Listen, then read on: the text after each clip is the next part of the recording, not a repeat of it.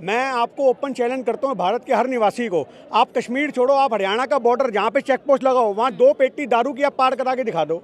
आपको एक दारू की पेटी पार नहीं करा सकते और वो बंदूकें लेके आ जाते हैं।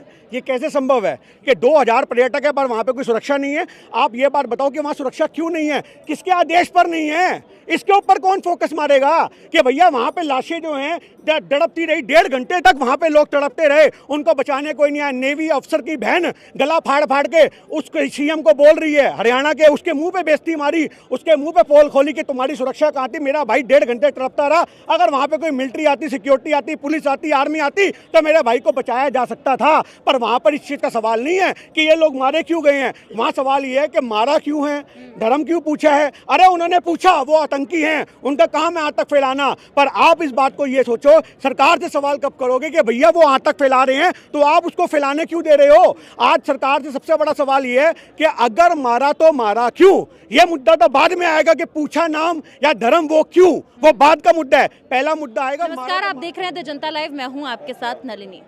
अक्सर खबर आती है कश्मीर से, कश्मीर की खूबसूरती को लेकर, लेकिन 22 अप्रैल को जो खबर आई वो खूबसूरती को लेकर नहीं थी, बल्कि इस बात को लेकर थी कि किस तरीके से घाटी पूरी तरीके से लाल हो गई थी उन लोगों के खून से जो मासूम थे, जो वहां सिर्फ घूमने पहुंचे थे। उनका कसूर सिर्फ इतना था कि वो वहां के वादियों का लुत्फ उठाना चाहते थे। ऐसे में सरकार पर सवाल उठ रहा है, साथ ही साथ ये सबसे बड़ा सवाल ये उठ रहा है कि एक ऐसी जगह जो इतनी संवेदनशील थी, वहां पर कोई भी सुरक्षा बल की तैनाती क्यों नहीं थी। मेरे साथ कांग्रेस के कार्यालय में हम मौजूद हैं, गिन्नी साहनी जी यहाँ पर मौजूद हैं।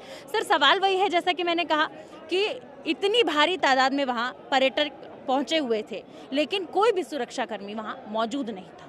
देखिए, सबसे बड़ी बात है जी, सुरक्षाकर्मी की तो बात हम बाद में लेंगे। सबसे पहले हम ये लेंगे कि आतंकी वहाँ तक पहुँचे कैसे।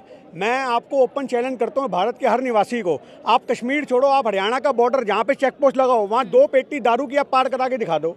आपको एक दारू की पेटी पार नहीं करा सकते और वो बंदूकें लेके आ जाते हैं। ये कैसे संभव है? ये संभव इसलिए है कि जरूर कोई ना कोई मिली भगत है और उसके ऊपर कोई खुलासा नहीं होता। सरकार जिस चीज़ को मानती है, पहली बार तो इस सरकार ने अपनी गलती मानी, आप समझ रहे हो, उसके बावजूद भी एबीसी न्यूज़ वालों ने उसे काट दिया, टीटी डिलीट कर दिया। सरकार मान रही है हमसे सुरक्षा में चूक हुई है और एबीपी न्यूज़ वाले उनको कवर करते फिर रहे हैं, उनको काट दिया, डिलीट मार दिया हिस्से को। तो आप इस चीज़ को समझो कि जो ये पूरा का पूरा एक इतना बड़ा इंसिडेंट हुआ है, ये वारदात कोई छोटी नहीं है, इसके पीछे बहुत बड़ा षड्यंत्र है। कौन लोग हैं, इसकी जो जांच होनी चाहिए। और आप ये देखो कि आतंकी भी जानते हैं कि भारत के अंदर हिंदू मुसलमान की नफरतें इतनी बढ़ चुकी हैं।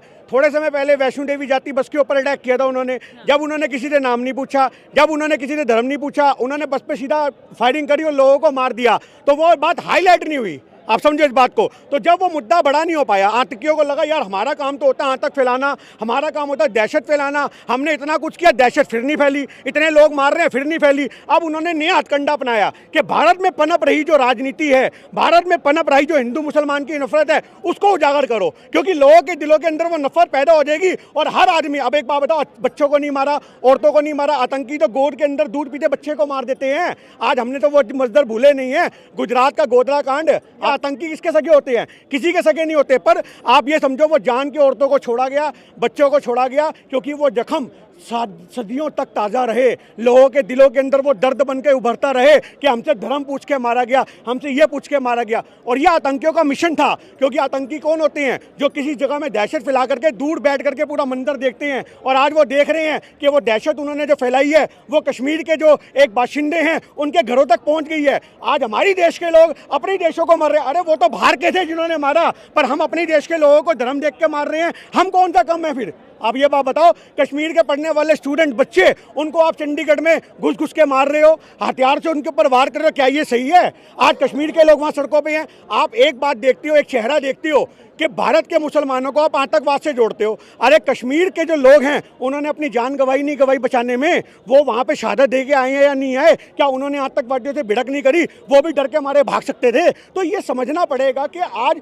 जो विदेशी हैं या जो हमारे पड़ोसी मुल्क हैं वो भी भारत में फैली नफरत का एक मजा ले रहे हैं। और ये नफरत का जिम्मेदार कौन है? ये किसी ने छुपा नहीं है। सर, ये नफरत की खाई जो है अब दिन पे दिन ऐसा लगता है कि गहरी होती जा रही है, क्योंकि जिस प्रकार से ये घटना सामने है, आतंकवाद को लेकर सवाल पूछने की जगह हर इंसान पाकिस्तान के जुबान पे एक चीज है कि धर्म पूछ के मारा, हिंदू हो इसलिए मारा, और हिंदू असहज महसूस कर रहा है, डरा हुआ देखिए महसूस सबसे बड़ी बात तो यही है, यही तो हम कहना चाह रहे हैं, सरकार से सवाल क्यों नहीं होते।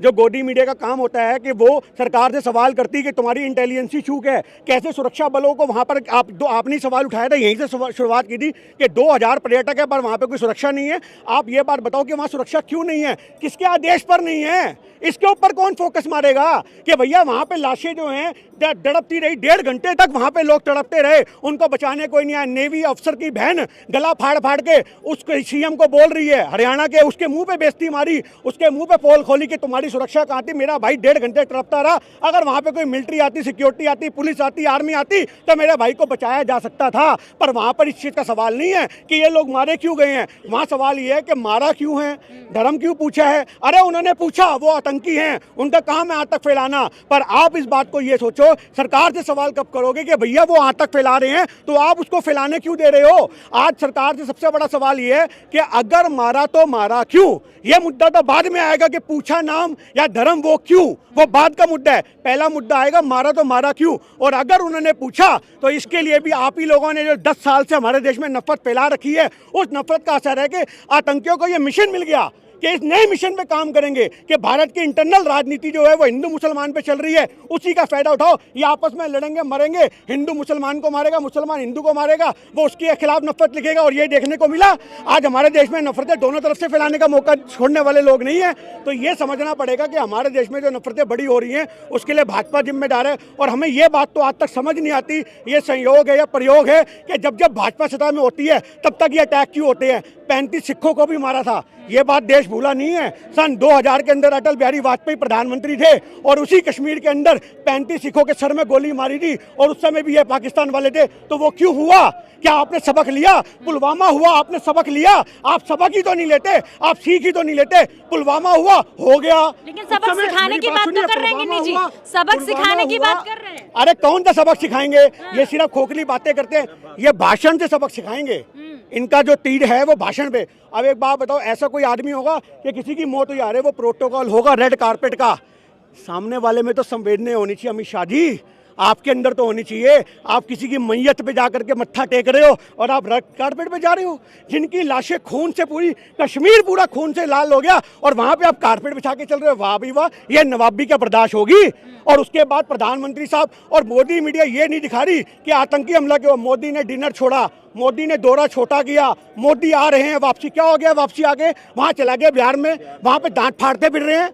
आप इस बात को देखो। और जिन कश्मीरियों के ऊपर आप टारगेट कर रहे हो वो तो बेचारे सड़कों पर उतर करके पूरे के पूरे प्रोटेस्ट कर रहे हैं, आवाज बुलंद कर रहे हैं। और कौन ऐसा आदमी है जो अपनी रोजी रोटी पे लात मारेगा। उन बेचारों की तो रोजी रोटी सैलानियों से चलती है, जो हमारे जैसे लोग वहाँ पे टूरिस्ट के रूप में जाते हैं, उनसे उनका धंधा है। भी आ रहे हैं जो लोकल कश्मीरी हैं, वो कह रहे हैं कि हम किसी भी प्रकार से आतंकवाद को समर्थन नहीं देते। लोगों की मदद करने के लिए उन्होंने अपने घरों को खोल दिया है, खाना दे रहे हैं, फ्री पानी दे रहे हैं और लगातार वहाँ पे पहुंचे टूरिस्ट की मदद कर रहे हैं। वो कह रहे हैं कि हम किसी प्रकार से आतंकवाद का समर्थन नहीं करते और ज्यादातर लोग मुस्लिम हैं। मैं आपसे कहना चाह रहा हूँ, इसमें मुस्लिम की बात नहीं, वो भारतीय हैं, अच्छी बात है। 2-4 लोग हर जगह गंदे हो सकते हैं, कहीं पे भी हो। पर आज मुद्दा फिर हमारा वही सवाल आएगा कि बॉर्डर से वो आए तो आए कैसे, कौन से सुरक्षा कर्मी उसके नीचे से तो नहीं आ उनकी सिक्योरिटी, कौन सी ऐसी एजेंसियां हैं जिनकी चूक हुई है, जिन्होंने उनके कागज चेक नहीं करे या डॉक्यूमेंट चेक नहीं करे, कुछ तो हुआ होगा। वही पूछ रहे हैं, बजरंगी भाईजान की तरह तारों के नीचे से तो नहीं आ गए। कोई बड़ी बात नहीं है, बजरंगी भाईजान की तरह तारों के नीचे से आ गए हो, कोई बड़ी बात नहीं है इसके अंदर। यही तहकीकात का विषय है। जब तक हमारे देश के अंदर ये तहकीकात नहीं होगी कि वो मारे कैसे गए,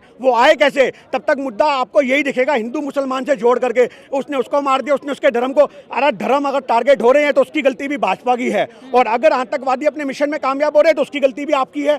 आज आप पावर में हो, आज आप देश चला रहे हो, आप लोगों को कहते हो देश सुरक्षित हाथों में, क्या बैंगन सुरक्षित हाथों में। आप बताओ कौन सुरक्षित हाथों में है। जब से सरकार बन रही है कभी हिंदू मर रहे हैं, कभी मुसलमान मर रहे हैं, हमारे भारतीय रहे हैं, और उसके ऊपर ये वोट मांगते हैं। आपने वो कहावत सुनी होगी, जिंदा हाथी लाख का, मरा तो 1.25 लाख का, क्योंकि उसके दांत के भी खिलौने बन के काम आते हैं। तो वही वाली बात हो रही है, ये जो जिंदा हिंदू होगा वो 1 वोट है, वो मरेगा तो उसे कैश करेंगे, 100 वोट बटोरेंगे। वही आपको बिहार में दिख गया।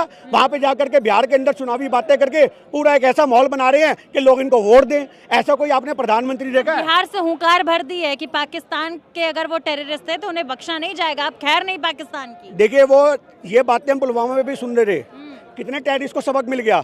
370 हटेगी, आतंकवाद खत्म होगा। कितना खत्म हो गया आप बताओ? बड़ा दावा किया गया खत्म था। होगी, नोटबंदी होगी, उससे आतंकवाद खत्म होगा। हो गया आतंकवाद जब तक पाकिस्तान अपनी गोद में लेके बैठा है वो खत्म हो ही नहीं सकता। और आप सोच रहे हो कि अगर आपने 2-4 बंदों को मुठभेड़ में मार दिया तो आतंकवाद खत्म हो गया? उनके पास हजारों आदमी हैं, वो फिर नए पैदा कर देंगे। आप जो मेन जड़ है उसको मारो, अमेरिका से सीखो। अमेरिका ने किस प्रकार से ओसामा बिन लादेन को पाकिस्तान में घुस के मारा और वो जड़ खत्म कर दी उसकी। इसी प्रकार से आपको भी चाहिए। निशिकांत दुबे कह रहे हैं कि आप कलमा सीख लेना चाहिए, मैंने भी कलमा सीख लिया है, वरना क्या पता कब जरूरत पड़ जाए, कलमा ना आने की वजह से हो सकता है कि। तो मैं आज फिर यही कहना चाहूंगा, अगर आप कलमे से अपने आप बचाव देख रहे हो तो फिर आप हिंदू कैसे? अगर आप आतंकवादी का घुटने टेक दोगे तो आप हिंदू कैसे? आप किसी सिख से पढ़वा दोगे? एक एक्चुअल हिंदू जय श्री राम बोल के मर जाए वो अच्छा है, हिंदू डर बजाय इस चीज के। मैं आपको क्या कहना चाह रहा हूँ, एक एक्चुअल हिंदू जय श्री राम बोल के मर जाए वो ज़्यादा अच्छा है। पर आज आतंकवादियों के हत्थे चढ़ करके उनके प्रोपेगेंडा का शिकार ना बने। आप खुशी से किसी मस्जिद में जाते हो बिल्कुल जाओ, हम खुशी से दरगाह में जाते हैं बिल्कुल जाएंगे, पर कोई हमारी गुद्दी पकड़ के जबरदस्ती लेके जाएगा या हमसे जबरदस्ती बुलवाएगा तो हम क्यों बोलेंगे?